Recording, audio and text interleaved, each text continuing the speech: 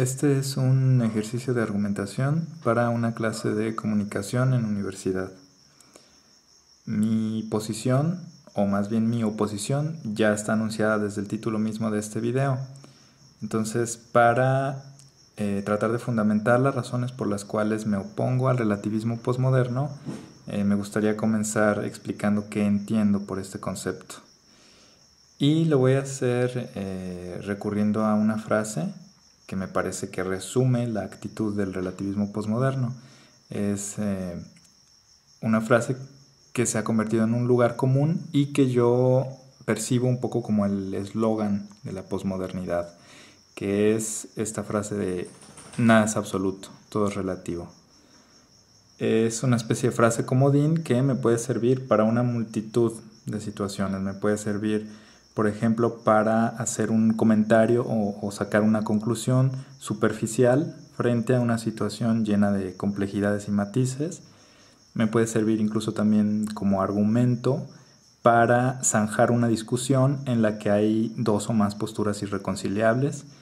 Y en general es esta actitud que tiende a buscar justificaciones y que busca minimizar también la gravedad de alguna problemática, de alguna circunstancia, que es lo que solemos entender por esta acción de relativizar la gravedad o las implicaciones que pudiera tener una determinada situación. Por otro lado, es también una frase que suele ser atribuida por más de algún incauto a Albert Einstein por ser el creador de la teoría de la relatividad, cosa que me parece un equívoco muy grave y por lo tanto me interesa disiparlo, porque creo que incurre en esta tendencia también bastante posmoderna de apelar como a la gran autoridad moral o intelectual de grandes figuras, en este caso un científico, sin realmente conocer su trabajo y su obra a profundidad. En el caso de Einstein y de la teoría de la relatividad, esta noción de relatividad tiene que ver con algo muy distinto. Tiene que ver con las coordenadas de tiempo y espacio, que son aquellas con las cuales los observadores, o sea, los científicos, construyen sus marcos de referencia para interpretar los fenómenos físicos. Notamos que no tiene nada que ver con el relativismo posmoderno al que aludía en un principio, porque aunque la teoría de la relatividad de Einstein puede tener implicaciones filosóficas, que de hecho las tiene, no tiene relación con esta otra relatividad que es más bien moral y cultural, que es muy posmoderna.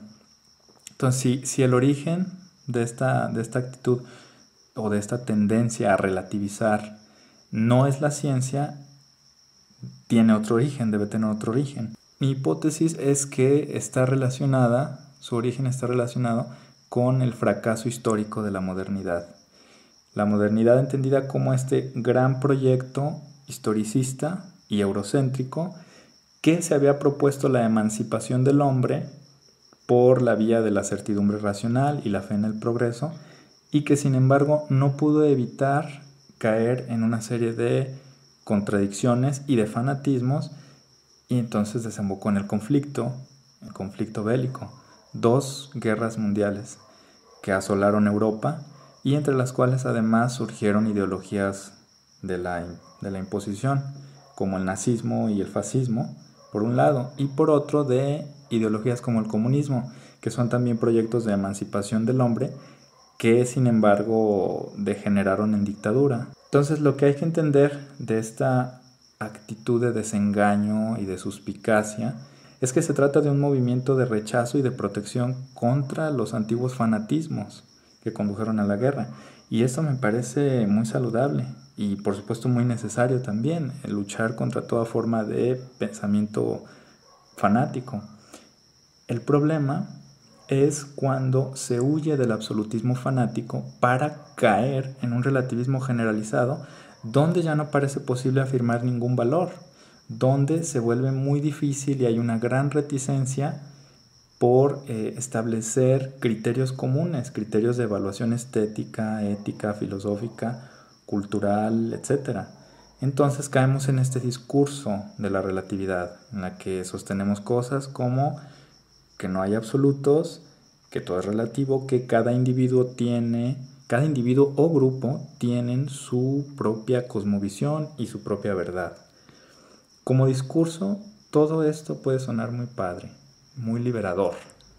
Puede ser incluso como un discurso de tolerancia, en la medida en que se supone que habríamos llegado a una etapa en la historia del mundo en la cual se celebra la afirmación de la diferencia, la afirmación de la pluralidad y además donde la igualdad de todas las opiniones, la equivalencia de todas las opiniones, suele ser percibida como el fundamento mismo de la democracia. Y eso es muy engañoso.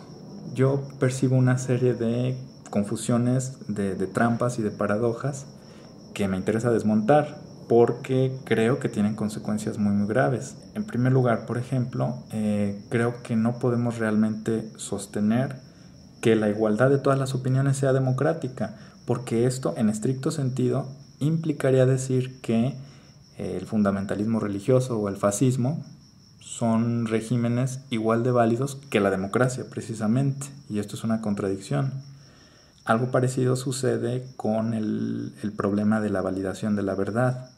Si todas las formas de validar la verdad y el conocimiento son iguales, nada nos impide decir que la ciencia, con todos sus métodos y su instrumental, que la ciencia es una superstición más y que está al mismo nivel, por ejemplo, que del esoterismo y la charlatanería.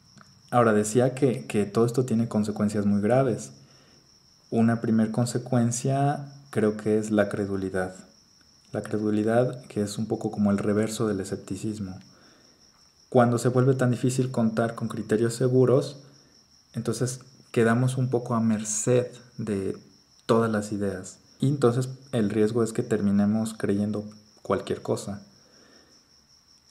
Ahora, a esta cuestión de la credulidad se suma un riesgo que me parece todavía más terrible, que es el hecho de que ahí donde todos los argumentos parecen igual de válidos, el argumento que va a terminar imponiéndose es el argumento de la fuerza, o en su defecto, el argumento que se va a imponer es el del mercado. Y este es otro punto importante en el que me gustaría incidir. En ausencia de otros criterios y de otros sistemas de jerarquías y de evaluación, el mercado va a terminar convirtiéndose en el único referente para determinar el valor de las cosas, de todas las cosas, no solo las materiales. Este es otro síntoma de nuestra época, ligado por supuesto al fracaso de la modernidad, en el que sobre todo después de la Guerra Fría, del final de la Guerra Fría, parece abandonarse la búsqueda de soluciones económicas y entonces se impone un solo modelo, que es precisamente el modelo del mercado, el modelo neoliberal. El problema de dejar que el mercado decida todo es que equivale a decir que el interés de los poderosos junto con la enajenación de las masas de consumidores lo decidan todo. Una de las consecuencias que trae consigo el modelo neoliberal es la intensificación del proceso globalizador. Y esa es otra cuestión importante, porque en un mundo en el que los límites de tiempo y espacio se estrechan, estamos arrojados a la convivencia. Y esto supone la necesidad de ponernos de acuerdo, de buscar y establecer criterios comunes. Frente a esta necesidad apremiante, se nos pareciera que se nos plantea una falsa oposición. Por un lado, no podemos volver a los antiguos esquemas de pensamiento dogmático que apelan a verdades reveladas, porque históricamente las verdades reveladas da la casualidad que solo han sido reveladas a unos cuantos y entonces han permitido generar grupos de poder, monopolios de poder y esquemas de dominación. Todas estas formas de pensamiento, en mi opinión, son manifestaciones encubiertas de un afán de posesión de la verdad, que por definición anulan al otro. Pero en el extremo contrario, pareciera que lo que nos queda es afirmar la diferencia radical de las verdades y de las cosmovisiones de individuos y grupos, Y eso es un poco la tendencia posmoderna. Eso solo sería posible, un modelo como ese, en el que los individuos y grupos, cada quien tiene su propia verdad y cosmovisión, solo sería posible en un mundo, en un escenario, en el que estos grupos e individuos vivieran separados y aislados, sin necesidad de comunicarse ni de interactuar entre sí. Y ya vimos que ese no es el caso.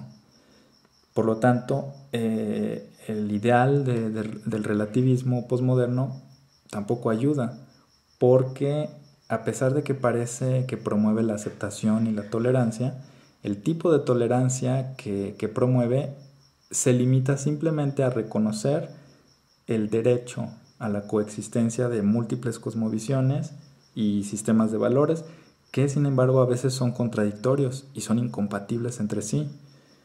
Es un poco como un tipo de tolerancia pasiva que a priori no me permite sentar las bases para ningún intercambio. De hecho, al contrario, si partimos de la creencia que todo es relativo y cada quien con su verdad, entonces se vuelve muy fácil renunciar a la discusión, se vuelve muy fácil renunciar al diálogo, a la crítica, a la polémica, al debate, y esas son maneras legítimas con las que contamos para tratar de entender al otro y tratar de ponernos de acuerdo.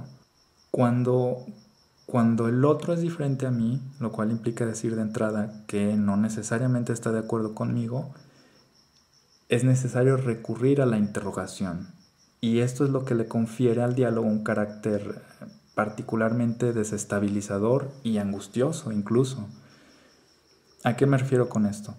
Para poder acercarme sinceramente al otro, esto es, sin afán de dominación y reconociéndolo como un otro fraterno, tengo que interrogarle sobre sus ideas, sus creencias, sus convicciones. Lo curioso es que al yo intentar hacer esto, es inevitable que yo mismo cobre conciencia y empiece a preguntarme sobre mis propias creencias, convicciones, ideas, concepciones del mundo, etc. Entonces, es como si tratar de interrogar al otro al mismo tiempo nos obligara a un ejercicio de honestidad con nosotros mismos. Un ejercicio de honestidad que consiste en aceptar que por más convencido que yo esté de mis ideas, de mis opiniones y convicciones, no puedo saber si responden a una realidad o a una verdad trascendente e inmutable.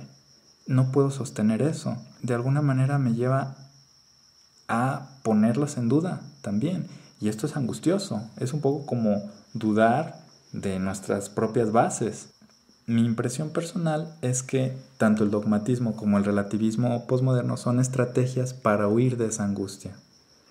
El dogmatismo por el camino de la afirmación de verdades universales incuestionables y el relativismo por la vía de la afirmación de verdades radicalmente subjetivas que se supone que debemos respetar.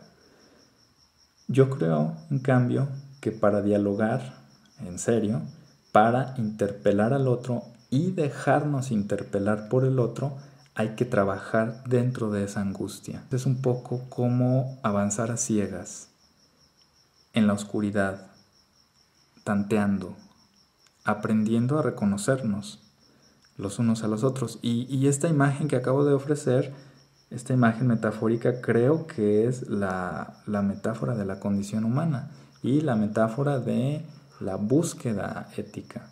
Para sintetizar, el gran hallazgo del relativismo, que sirve para defendernos del pensamiento dogmático, es que no podemos afirmar verdades universales, absolutas, definitivas. Pero, donde no hay absolutos, las relatividades tienen que ser justificadas mediante la razón. La razón no como absoluto, sino como premisa de coherencia, que junto con la exigencia de respetar al otro, me siguen pareciendo la condición necesaria para construir estos criterios comunes que nos permitan convivir.